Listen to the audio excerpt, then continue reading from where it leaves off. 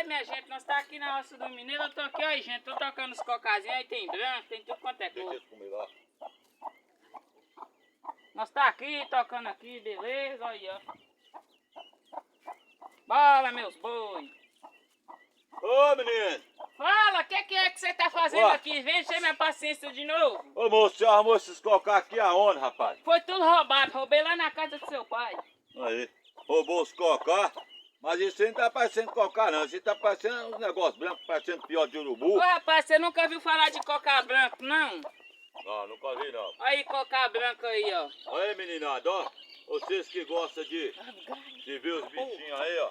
Olha aí, ó, que coisa linda aí, ó. Tá vendo? Cocazinho branco, ó. Mas, moço, você comprou por quanto isso aí, rapaz? Hã? Comprou por quanto? Comprei por R$5 tudo. Ah, então foi roubado, porque o cara comprou tanto de cocá desse por R$5 só pra ser roubado. Mas foi que o cara tava bêbado, moço. Aí eu aproveitei. É mesmo, você aproveita da pessoa que tá bem pra acabar de roubar, rapaz, os outros.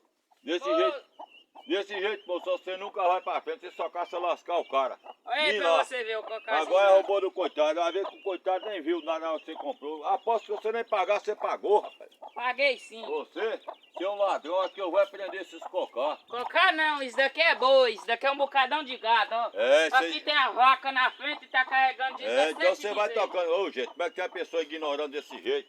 Só Deus pra dar jeito na criatura. Ah, Deus que vai me te livra lascar. desse menino. Não é mexer com esse menino mais não.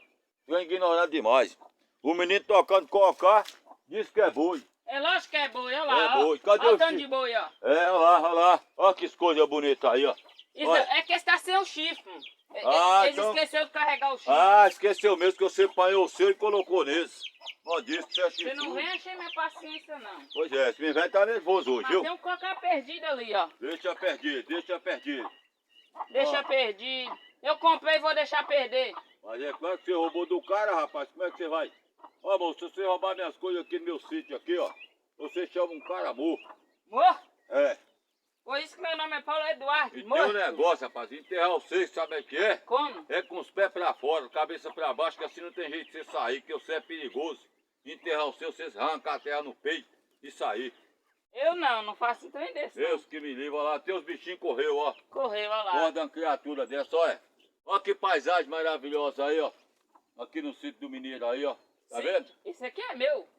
Vai, você não comprou, como é que é seu? É, lógico que é meu. Olha, rapaz. Eu Olha tenho aí, tudo ó. aqui, ó. É galinha botando, isso aqui é riqueza. Olha Você já pra viu vocês verem. galinha botar com 3 dias? Não, bota não. Aqui, aqui, ó.